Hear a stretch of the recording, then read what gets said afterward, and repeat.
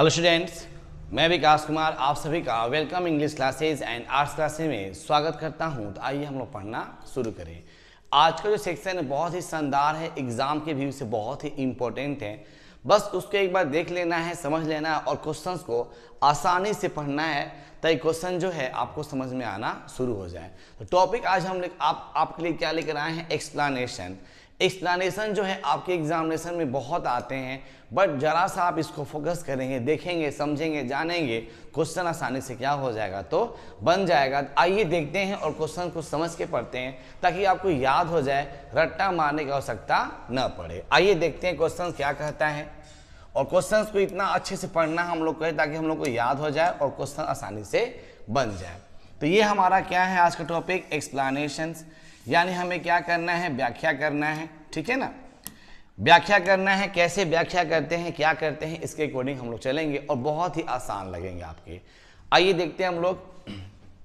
ये आपका है एक्सप्लेनेशंस और किसका है तो पोएट्री सेक्शंस का।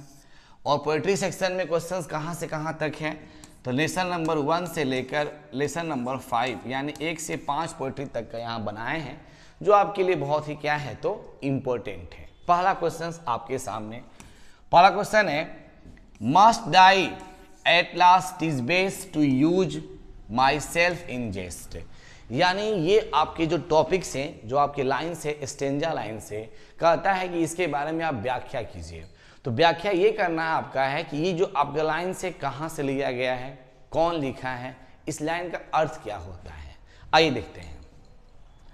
Must die at last is best to use myself in jest. जो यहाँ पे कवि हैं, कवि कौन है, John Donne.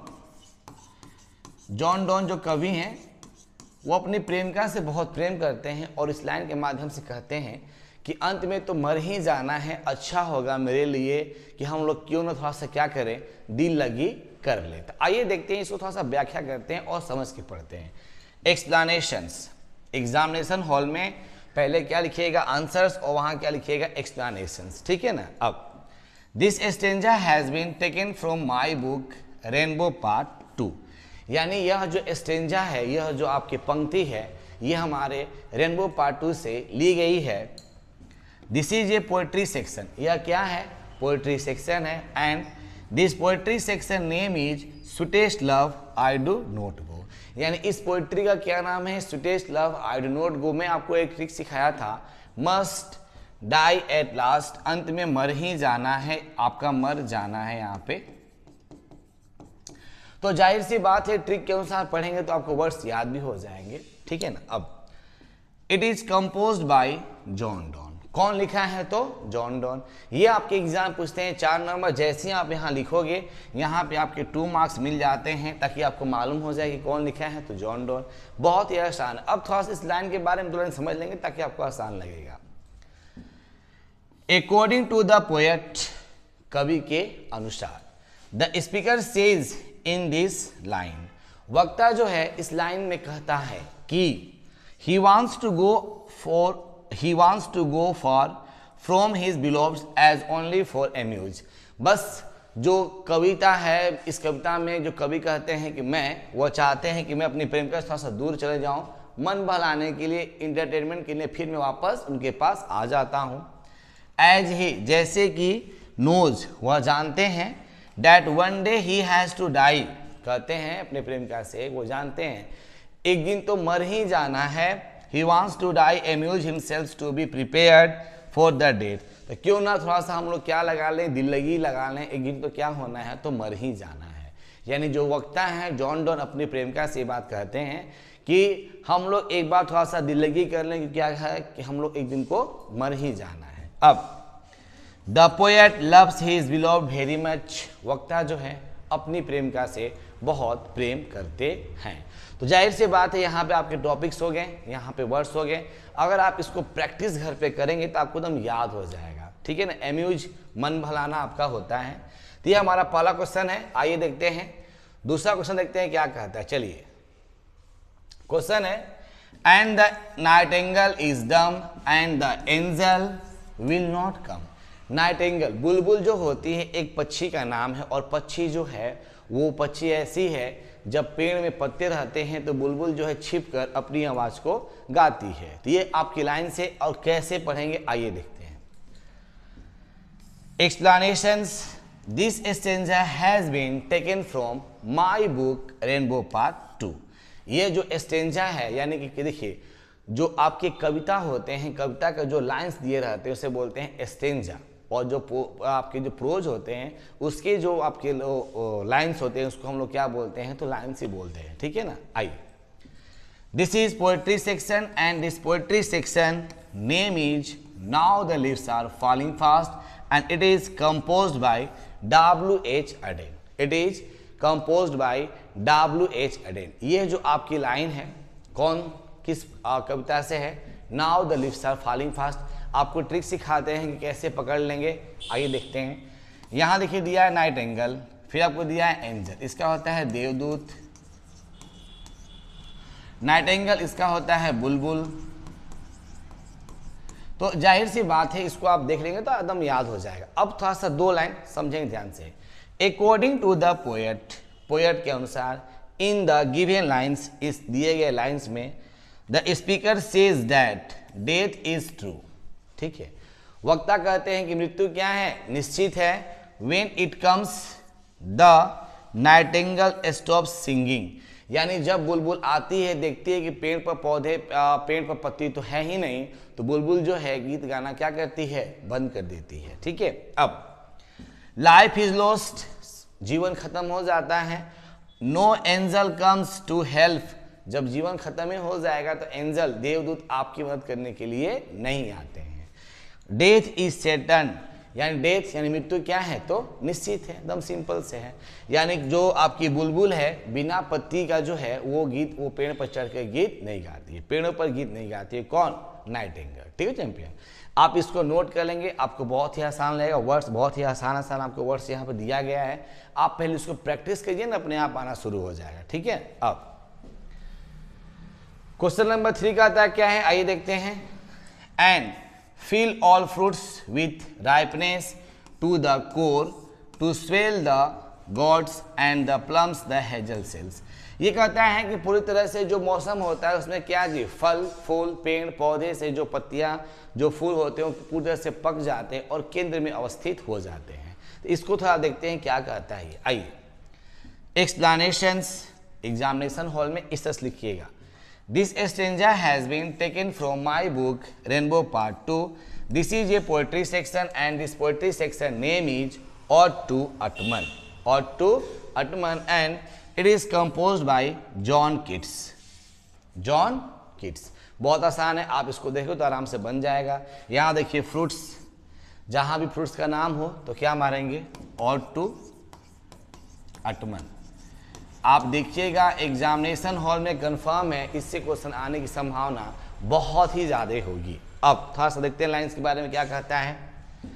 According to the poet, poet के अनुसार इन द गिवन लाइंस, इस लाइंस में द स्पीकर सेज दैट, वक्ता कहता है कि in the month of the autumn, यानी अटमन के महीने में, बहुत आसान आसान है, अटमन के महीने में all the fruits get ripen to the core, यानी जितने भी फल हैं ना वो क्या जी, पक जाते हैं और केंद्र में पके हुए होते हैं।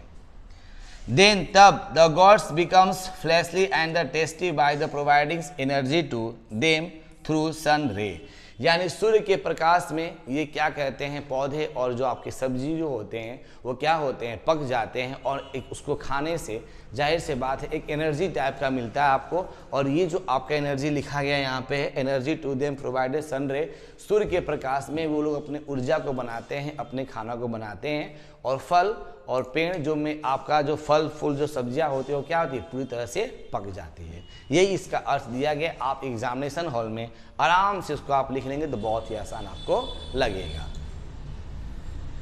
क्वेश्चन नंबर 4 का आता है क्या है, आइए देखते हैं। And thou lovest me as thou sayest, if in thine my life thou wast, that art the best of me। Best of me जहाँ भी दे देगा, और ये जहाँ भी वर्ड दे देगा क्या मारेंगे, test love I do not go, यानी कहता है यहाँ पे है सामने आपके लिखा गया है जो वक्ता है कहता है कि मेरा समय बर्बाद ना करो, समय मेरा व्यर्थ ना करो, मैं हम लोग को तो मर ही जाना है, तो एक साथ हम लोग मिलकर रहें, अच्छे से रहें। आइए देखते हैं।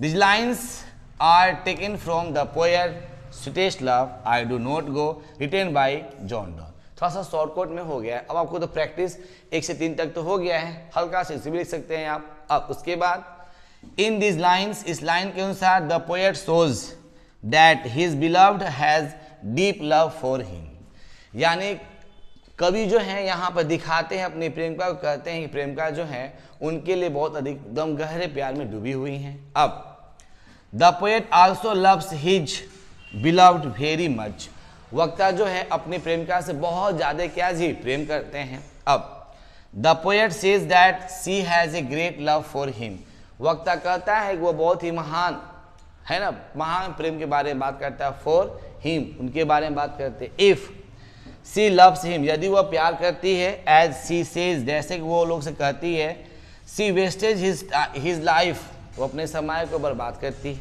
अगर वो प्यार नहीं करती है तो, ठीक है। अब because she is the best for me, वो अपने प्रेम को बर्बाद नहीं करती, वो हमारे लिए प्रेम के बारे में बात करती, वो मेरे लिए बहुत ही क्या है, अच्छी है। कौन बोलता है तो जॉन डॉन। उसके बाद the poet says that she can not love him, कवि कहते हैं, क्या कहते हैं, she can not love him, वह उससे प्यार नहीं कर सकती है। If she is so indifferent towards him, यदि वह उससे अलग रहती है तो वह प्रेमिका से प्रेम नहीं कर सकती है। अब दस इस प्रकार the poet shows his deep relationship with his beloved, इस तरह से जो वक्ता हैं, जो कवि हैं, अपने प्यार का जो संबंध है अपने प्रेमिका से दिखाते हैं, दर्शाते हैं और बताते हैं। यानी कहते हैं कि वो मुझसे अगर अच्छे से प्यार करते हो तो मेरे लिए बहुत ही क्या है, बेस्ट है, बहुत ही अच्छी है, ठीक है ना। 1 से लेकर 4 तक हम बता दिए, आप इसको नोट करेंगे तो बहुत ही शानदार लगेगा। Next number 5, they who one another's keep alive never parted be, यानी वे लोग कहते हैं कि हम लोग कभी अकेले जीवित नहीं रह सकते, हम लोग को कभी अलग कोई नहीं कर सकता है। प्यार के बारे में बात है, जब भी आपको प्यार के बारे में बात आए तो क्या मारेंगे, sweetest love I do not go, ठीक है चैंपियन। आइए थोड़ा देखते हैं। This stanza has been taken from my book Rainbow part 2। This is the poetry section. This poetry section name is Sweetest Love I Do Not Go and it is composed by John Donne. Simple सी बात। अब 2 line थोड़ा सा देख लेंगे ताकि आपको आसान लगे। According to the poets, the poet assured his beloved that death cannot part the true lovers. ये बताते हैं, दिखाते हैं, कहते हैं कि मृत्यु जो होती है ना, सच्चे प्रेमी के साथ एक हिस्सा नहीं बन सकता है। वो अगर सच्चा प्रेम है तो आपस में मिलकर रहेगा, आपस में साथ संबंध को बिताएगा। वो मृत्यु उसके सामने कुछ समझ में नहीं आता है मृत्यु क्या होता है, ठीक है। अब 4, love lives alive always so that we shall never be parted, हम लोग एक साथ जीते हैं, एक साथ मरेंगे, और हम लोग को we shall never be parted, हम लोग कभी भी अलग नहीं रहेंगे। यानी वक्ता जो है अपने प्रेमिका के साथ ये बातें कहते हैं, यानी कवि जो है अपने प्रेमिका से बहुत ही प्रेम करते हैं। 5 क्वेश्चन बता दें चैंपियन। क्वेश्चन नंबर 6 कहता है क्या है, आइए देखते हैं थोड़ा सा। टू बेंड विथ एपल्स, जैसे ही आपका एपल्स आ जाए क्या मारेंगे, और टू अटमन, टू मोर्स cottage tree and fill all fruits with ripeness to the core, यानी मैंने पहले बोला अटमन के मौसम में फल और सब्जियां जो होती है ना पक जाते हैं और उसके केंद्र भाग में पकना शुरू हो जाता है। इसी को यहाँ पर हम लोग थोड़ा सा क्या करना है, व्याख्या करना है। सेम आपका है, this stanza has been taken from my book, this is a poetry section, this poetry section name is ode to autumn and it is composed by John Keats. कौन बनाया है तो जॉन कीट्स। अब थोड़ा सा देखते हैं हल्का सा थोड़ा सा। According to the poet, poet के अनुसार, the poet says about the autumn, poet किसके बारे में बात करते हैं, अटमन। अटमन मतलब पतझड़ होता है, आप यहां लिख लीजिएगा, पतझड़ के मौसम में। Here the poet describes the beauty and characteristic spirit of the month autumn, यहाँ पर व्याख्या करते हैं और यहाँ पर पूरी तरह से इस मौसम का जो मौसम अटमन है उसके चरित्र के बारे में बताते हैं, उसके बारे में कहते हैं। इन दिस सीजन्स, इस मौसम में, the fruits get riped and also trees got laden with the different fruits. इसमें क्या है ना, जो फल होते हैं पूरी तरह से क्या जी, पक जाते हैं, पतझड़ के मौसम में पक जाते हैं। And trees got ladens with different fruits which gets ripened to the its core. और जब पक जाते हैं तो पेड़ जो पौधे जो होते हैं ना, पेड़ों पर फल बहुत ही क्या जी, लद जाते हैं। मान लीजिए सेब का आपका है, सेब देखो दिया गया यहाँ पे है, पेड़ है सेब का, और जब पूरी तरह से सेब पक जाते हैं ना तो पूरी तरह से लगता है ना उस पर लद जाते हैं। किस पर? पेड़ों पर लद जाते हैं। और लगते हुए क्या, कॉटेज ट्रीज, यानी कि ऐसे लगता है कि झोपड़ी की तरह वहाँ पे नीचे बनना शुरू हो जाते हैं। तो झोपड़ी है, उस पर फल लदना शुरू हो जाते हैं। और इसके कहाँ होते हैं, तो केंद्र भाग में क्या जी, पके हुए महसूस होते हैं। 1 से 6 तक बता दिए चैंपियन। क्वेश्चन नंबर देखते हैं 7 कहता क्या है। बहुत ही आसान है, बस इसको एक बार देखिए, समझिए और बनाइए। Until they think warm day will never cease, for summer has overbrimmed hair clammy cells. Clammy cells. आइए देखते हैं, कहते हैं यहाँ पे कौन, और ट्रीटमेंट कहते हैं समर। समर मतलब होता है गर्मी का मौसम में किस तरह से चिपचिपा पदार्थ होते हैं, किस तरह से अपनी बातें कहते हैं और किस तरह से अपनी बातों को विचार करते हैं। आइए देखते हैं यहाँ पे। This stanza has been taken from my book Rainbow part 2। This is a poetry section and this poetry section name is Ode to Whitman and it is the composed by John Keats। इस line को पहचानना बड़ा ही मुश्किल होता है। अभी तो आपको बहुत आसान लगता होगा। एक हम वीडियो बनाएंगे जो पूरी तरह से स्टेंजा का होगा, उसमें कौन कौन से वर्ड होंगे हम सब बनाएंगे यहाँ पे, और आप क्या करेंगे उसको अच्छी तरह से स्टडी कर लेंगे तो आपको समझ में आना शुरू हो जाएंगे। और उस पार्ट से जो जो क्वेश्चंस आने वाले हैं एग्जामिनेशंस में वो भी मेंशन में कर देता हूँ। ठीक है चैंपियन, कर दूंगा। आइए, According to the poet के अनुसार, the given lines has been taken from poetry Ode to Whitman। जाहिर से बात है, Ode to Whitman से लिया गया है। Which has been beautifully written by John Keats। इसको अच्छी तरह से बनाया कौन, कंपोज कौन किया है, John Keats. Who is called an English romantic poet। John Keats को इंग्लिश का रोमांटिक कवि कहा जाता है। अब बस 2 लाइन और देखते हैं क्या है। Through these lines, इस लाइन के जरिए, The author tells that during autumn flowers, यानी कि अटमन पतझड़ के मौसम में फ्लावर के बारे में बात करें, फूल के बारे में बात करते हैं। And fruits are so juicy, मतलब फ्रूट्स और जो आपके फ्लावर्स हैं बहुत ही क्या जूसी, रसीला बन जाते हैं।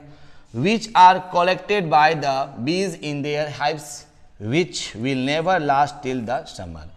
यानी जब तक समर का मौसम नहीं है तब तक मधुमक्खियाँ जो होती है कहती है कि अटमन का मौसम रहे ताकि फल फूल क्या पके रहें और मक्खी जाकर वहाँ उसके रसों को चूसती रहें। ठीक है चैंपियन। तो 1 से लेकर आपको नियर अबाउट 7 तक क्वेश्चंस बता दिए। आशा करता हूँ कि आपको समझ में आ रहा होगा।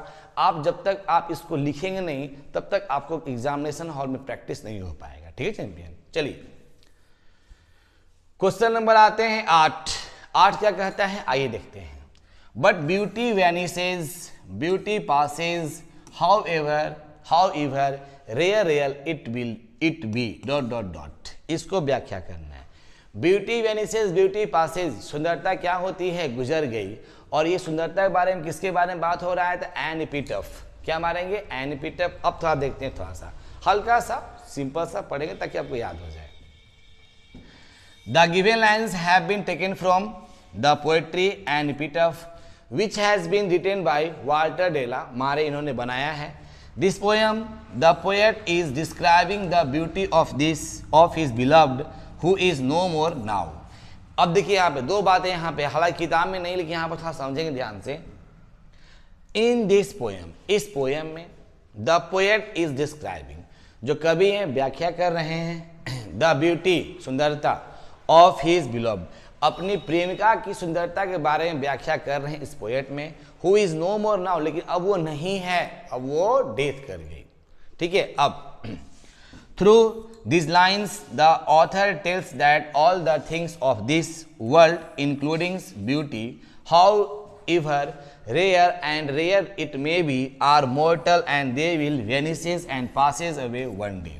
वो कहते हैं, कवि कहते हैं, इस पंक्ति कहते हैं क्या है, ऑथर टेल्स दैट, ऑथर कहते हैं कि the things of this world, इस संसार की जितनी भी वस्तुएं होती है, ठीक है ना, इंक्लूडिंग सुंदरता के साथ जुड़ी होती है, हाउ एवर रेयर, लेकिन दुर्लभ रूप से धीरे धीरे क्या होती है, सुंदरता क्या जी खत्म हो जाती है। फिर देख दिया क्या, it be are rare and mortal and they will वेनिसेस।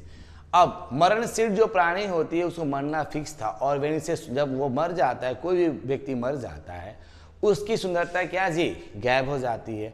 यहाँ पे लोग बहुत ही जब आते हैं उनको सब लोग याद करता है, लेकिन जब डेथ कर जाता है तो उसको याद करने वाला कोई नहीं होता है, ठीक है ना। ये कवि कहते हैं कौन, तो वाल्टर लेला मारे। अब दिस ओमेन, यह औरत, बिलोंग्स टू, यहाँ थोड़ा लिख सकते हैं, एक सेकेंड यहाँ पे, this omen belongs to west country, यानी ये जो औरत थी ना वेस्ट कंट्रीज की रहने वाली थी। ये आसान क्वेश्चन एग्जामिनेशन में आ सकता है, रिवाइज कर लीजिए इसको। 1 से लेकर 8 तक क्वेश्चन बता दिए चैंपियन। अब आते हैं 9वां आते हैं बहुत ही आसान है, बस एक बार इसको देखेंगे, समझेंगे, प्रैक्टिस करेंगे, लिखेंगे, रट्टा नहीं मारिएगा, लिखेंगे, आराम से आना शुरू हो जाएगा। आइए देखते हैं। I now 37 years old in perfect health begin hoping to cease not till death, यानी लेकिन यहाँ कभी कहते हैं कि मैं अच्छी तरह से हूँ, मेरा उम्र 37 साल का हो गया है और मेरे स्वास्थ्य पूरी तरह से अच्छा हूँ, आशा करता हूँ कि अभी तक मैं मरूंगा नहीं। अब थोड़ा सा व्याख्या करना, आइए। The present stanza has been taken from the most reading poets song of myself. ये कहाँ से लिया गया है, तो song of myself which has been beautifully compose by Walt Whitman. कौन कंपोज किया है, तो वाट विटमैन ने। In this poem the author talks about moralship of a human life. वो बात करते हैं मनुष्य का जो नैतिकता, जो बातें होती हैं उस पर बात करते हैं। कवि कौन, तो कवि कौन, तो Walt Whitman.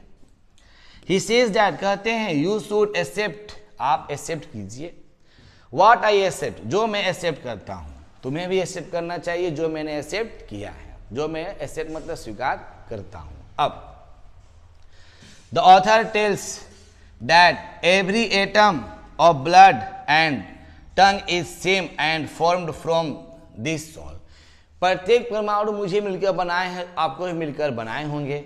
Formed from this souls, ये आपके मिट्टी, दिस एयर, हवा। बोर्न हियर ऑफ पेरेंट्स, हमारे माता पिता मुझे यहाँ जन्म दिए होंगे। बोर्न हन फ्रॉम पेरेंट्स द सेम, उसके माता पिता उसे भी वहाँ जन्म दिए होंगे। And their parents the same, और दोनों के माता पिता एक ही होंगे। मतलब एक ही मतलब कि मैं अपने माता पिता को माता पिता ही कहूँगा, आप अपने माता पिता को माता पिता ही कहेंगे। उसके बाद I now 37 years old in perfect health begin. मेरी उम्र अब 37 साल का हो गया, लेकिन मेरा स्वास्थ्य बहुत ही अच्छा है। I am in good health, मैं एक अच्छे स्वास्थ्य में हूँ। Also you can be good health, आप भी एक अच्छे स्वास्थ्य में होंगे। If you follow my ways to living such as not harassing nobody and beings happy. अगर आप हरास यानी अगर आपके जीवन कोई भी कठिनाई या प्रॉब्लम ना आए तो आप अपने जीवन को खुश बना सकते हैं, खुशी रह सकते हैं।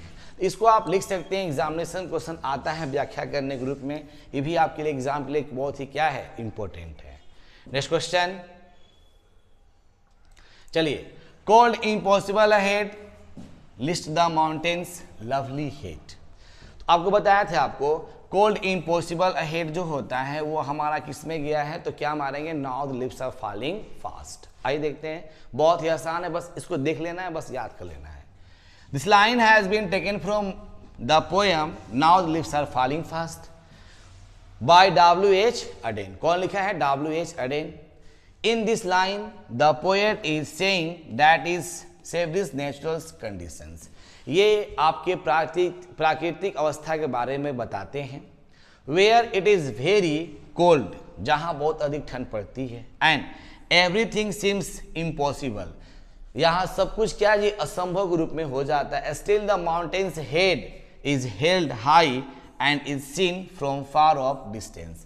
माउंटेन्स का जो ऊपरी परत होता है देखने में बहुत ही प्यारा लगता है, लेकिन क्या थोड़ा सा हम लोग से ऊपर रहता है और वहाँ पे जाने में थोड़ा सा डिफरेंट दूरी पर होता है, ठीक है। अब so even if the human beings face difficulties in life, यदि मनुष्य जो होता है अपने जीवन में बहुत सारे कठिनाइयों का सामना करता है, एंड इट सीम्स मालूम पड़ता है कि दैट इट इज इम्पॉसिबल, जो बहुत ही क्या है, असंभव है, to more forward of over और live they should have the patience and confidence like the mountain and should face it will be taken from which their head high.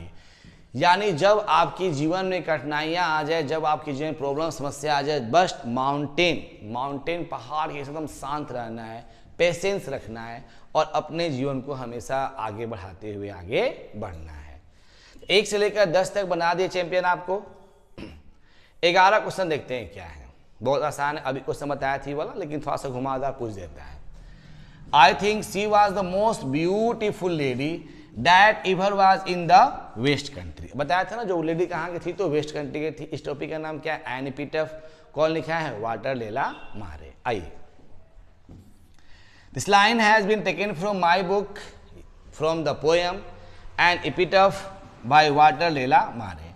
In the line the poet says that the epitaph where she is sitting is of that lady who has won the queen of the many hearts। अब ध्यान देंगे, जब lady जो है, एपिटफ मतलब होता है कब्र। क्या होता है, कब्र। जब लेडी जो है कब्र में चली जाती है, where she is sitting, जहाँ पे ही इज सिटिंग, जहाँ पे वो बैठ जाती, कब्र में चली जाती है।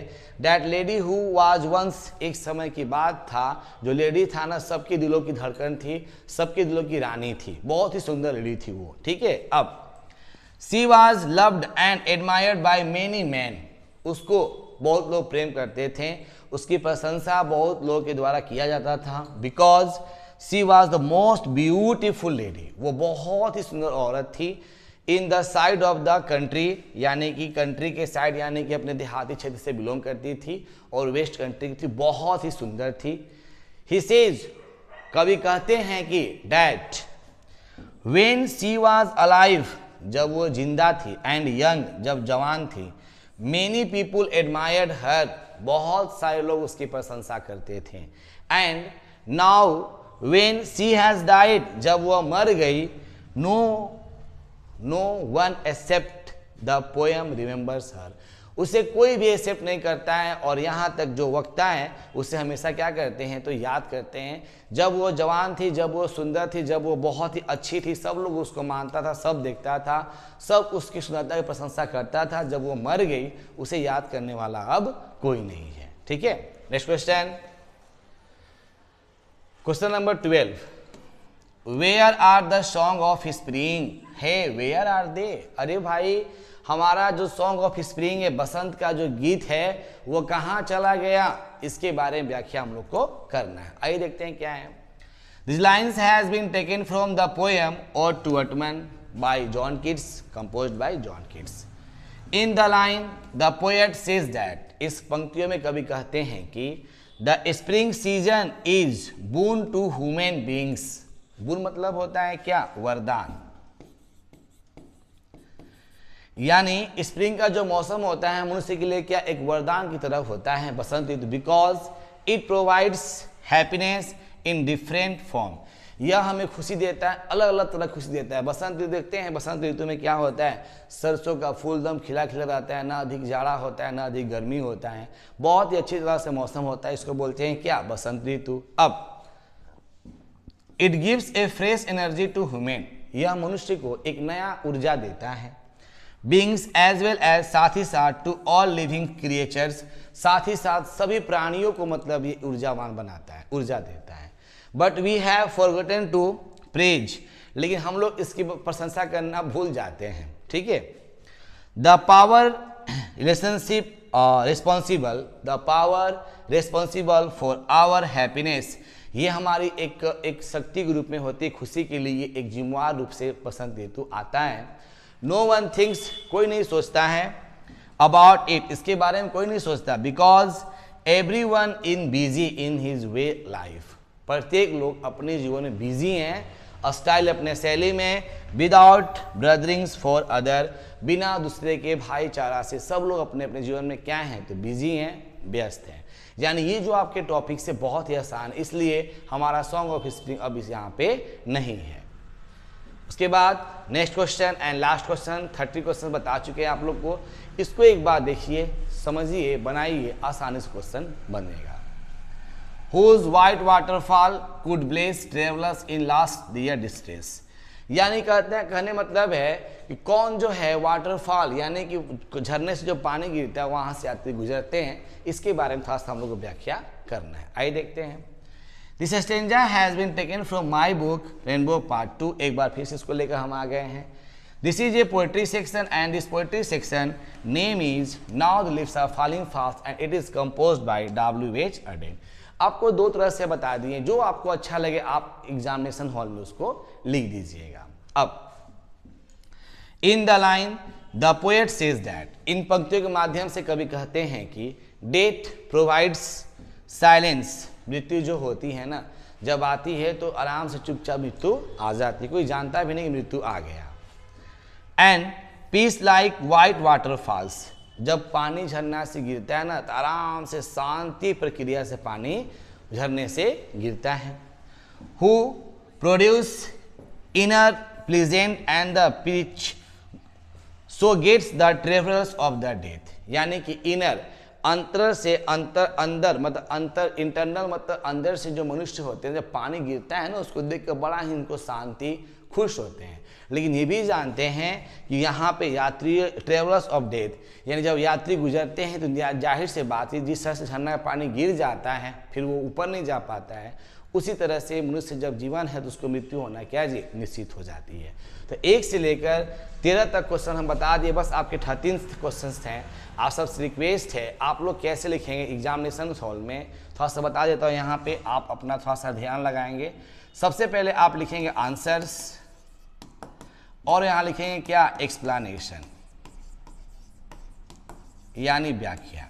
तो टू द पॉइंट पहले क्या लिखेंगे व्याख्या में, सबसे पहले लिखेंगे क्या, जो पोएट्री है उसका नाम और उसको कौन बनाया है, कौन कंपोज किया है वो लिखेंगे, उसका नाम लिखेंगे। जब ये 2 लिखेंगे तो आपके एग्जाम में पूछता है ये 4 नंबर का, जाहिर से बात है उसमें कितना मिल जाएंगे, 2 मार्क्स। अब बोलेंगे सर कैसे इसको पहचानेंगे कि जो पंक्ति है कि किस लाइन की पंक्ति है, इसका मैं ट्रिक बनाकर यूट्यूब पर अपलोड कर दूंगा, आप इसको एक बार देख लीजिएगा। वैसे मैं अपलोड किया हूँ, आप जाके लिंक्स में देख लेंगे ताकि आपको आसान मिलेगा। अब ये लिखने के बाद आपके जो स्टेंजास है, जो आपके पंक्ति हैं, उसके बारे में अगर उसी संबंध से, उसी वर्ड से लेकर संबंधित 3-4 सेंटेंस लिख देंगे तो जाहिर से बात है 2 नंबर उसमें भी आपको मिल जाएगा। आप इसे रिक्वेस्ट है, आप क्वेश्चंस को बनाइए, देखिए, समझिए और आसान क्वेश्चंस आप सबको लगेगा। सो थैंक्स फॉर वाचिंग इस वीडियो, देखने के लिए आप सबको धन्यवाद। और प्लीज़ आप इन सबको लिखना बहुत ही ज़रूरी है, आप जरूर लिखिएगा। Thank you for all guys.